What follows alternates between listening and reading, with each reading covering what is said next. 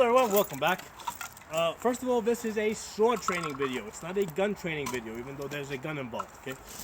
And what I'm doing is I'm using this rifle, this AR-15 rifle, to answer a very old question in the HEMA community. Does it make sense to hit armor with a sword, okay? Now, when I do armored fighting, I specifically focus on mail armor, okay? And the reason is because mail armor was used for well over 1,000 years, okay? It was used from from Roman times all the way through the 15th century.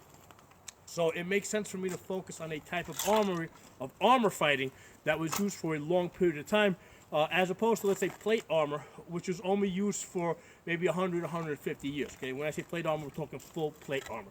So with mail armor, basically, people wore mail, which is a series of steel links that were riveted together over a padded gambeson, and they wore a mail coif, which is basically a mail hood. And on top of that, they would have worn a nasal helm, and the nasal helm only weighed somewhere between a pound and a half to 2 pounds. Okay, and my argument has always been that you can break bone through mail. Okay, even though you can't cut mail, but if you hit the mail, and particularly if you hit the collarbone, or you hit the forearm, or you hit the shins, or especially the head. Okay. Now, granted, if you make a hard blow to the side of a Norman nasal helm, you're not going to split the head open. However, if you make a number of blows, on a 2-pound helm, I believe that you can make somebody see enough stars that it will incapacitate them. Okay. So for proof of this, what I do is I look to modern day combat. Let me put the sword down for a second. Okay, I look at modern day combat, and I look at how people fight today against armor. Okay, so there's different classes of body armor. Okay, so let's say there's a class of body armor that like let's say a Type 4 that is resistant to an AR-15, to the 5.56 caliber. Do we shoot that? Now, in a perfect situation, yeah, of course we're aiming for the face. We're trying to take that face shot. However, if we are under a stressful situation, oftentimes we will shoot the body armor. Okay, and there's one specific, there's a particular drill that we practice for this. This is called the zipper drill. And in the zipper drill, what we do is we start low, we start the hip area, and we basically work our way up until we get to the head. Okay, so we zipper the person up, and I'll demonstrate it on this target here. Basically, the bottom paper represents the hips. The middle paper represents the chest, top paper represents the head, and the way the zipper drill would work is like this. Come up. Right. So that's the zipper drill, okay? Come up, work our way up to the head. Okay, let me take this rifle off, and we'll talk a little bit and why that makes sense. Okay. Why does it make sense to shoot the chest even though we know that we won't get penetrating shots? Well, what we're hoping to do is stun the person, distract them, anything to keep them from shooting at us. Okay, nobody's going to ignore shots to their body, regardless of whether they have body armor or not. I mean, unless they're wearing an Iron Man suit, where they're basically they're protected like a tank. Okay, they're not going to ignore shots to their body. Okay. Putting shots on somebody's, even on their body armor, is going to cause them to change what they're doing. First of all, even if you're getting hits as you're zippering up, their arms are here. There's a good chance that you might hit their hands. You might hit the gun itself, and basically, if you hit the gun, it's not going to work anymore, so they can't shoot back at you.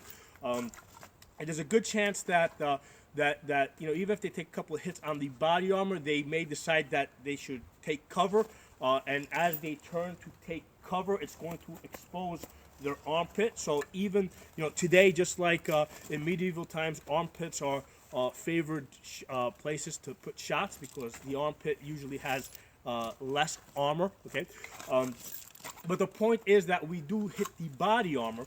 we do drill the body armor. You know, we do drill shooting the body armor, and there's a specific drill which I just mentioned, the zipper drill, where we're walking the shots up to the head. Okay, and you know, it's been found to be very effective. Okay, again, you're not going to penetrate a Class 4 vest with the 5.56 caliber of the AR-15. But they're gonna feel it. I mean, even with a 9mm, okay, with the 9mm on a Class 4, we know absolutely that it's not going to penetrate, and they're going to feel it even less. However, it is going to cause them to, you know, it's going to change the behavior of the person being shot, even with the 9mm on a Class 4 vest, okay? Because, hey, I mean, you know, if you just got 2 or 3 shots on their body armor, the next shot might go somewhere where they don't have armor, so it's going to change their behavior. Okay, so basically, I think we can take this example and bring it back to medieval times, and say that yes, even if I were wearing mail, okay, you know, I'm going to basically I'm going to fight as if though I'm not wearing any mail, and likewise, if I get hit enough times someplace where all I have is mail protection, it's going to start to hurt. I'm going to start feeling it, and it might change my behavior. For example, if I get hit enough times, let's say on the helmet over here, I might say, okay, this guy is really going for that shot. It may cause me to, you know, bring my defense further up here, and then perhaps, you know, by bringing my defense up here, I'm exposing another area of my body which is even more vulnerable. Okay, so again, it's a way of changing somebody's behavior. You know that's what's going to happen. You know, when you hit somebody in the armor. So those are my thoughts. You know, to me, it makes sense. You know, we do shoot people in the body armor today in combat. You know, because it's going to, you know, it's going to change their behavior. And you might say, well, why not just target the face? You know, why not just target the face? Face never has any armor. Well, you know, you got to keep in mind that, yes, it makes sense to target the face if you're hiding in the bushes and they're completely unaware of you. You know, it makes sense to take that well-timed shot, you know, where you're relaxed and you bring your heartbeat down and you're rested. But in a situation where you are being charged at, okay, and you haven't had a chance to find you're not laying down in a stable position, you're not going to be able to take that perfect face shot. And shooting under combat conditions, you know, it's not really like the stuff you see on television. You know, the bullet doesn't go where you know, you put the crosshairs. You know, there's a lot of factors that affect it. I mean, for one thing, you know, when you look at an AR-15, you know, and this is typical of most rifles. I mean, basically, you know, the line of sight is about 3 inches above the barrel. Okay, and basically they converge. I'm just gonna have it so that they converge and they meet at about 50 yards. You know, so you know, and then basically there's another zero at 200 yards. And I've done other videos on that, you know, so I'm not going to get too much into the details. But the point is that the bullet makes an arch, okay? So just because you put the red dot, you know, or the crosshairs or whatever sighting system you have, or the iron sights on that spot, doesn't mean that the bullet is going to go exactly there. So under combat conditions where the enemy's moving and you're moving as well, you know, it's really hard to get that face shot. It's a lot easier to get the chest shots and walk them up, you know, and then maybe after you've stunned them, or maybe you've injured them by maybe hitting them in the shoulder somewhere, you know, then you can try and, you know, focus on the face and maybe, you know, put maybe a 4 or 5 shots, you know, rapidly on the face. And the other thing worth mentioning is that, you know, we use 5.56 caliber in AR-15s. We use 9mm in our pistols.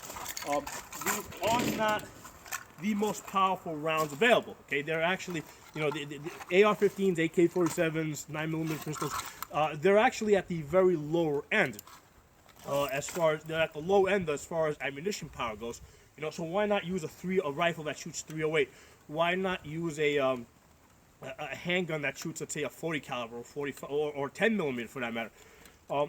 Basically, the military has you know, through experimentation, has found that it makes sense to use a less powerful caliber and put more rounds on target, you know, for various reasons. And I think those reasons are among the reasons that I just described.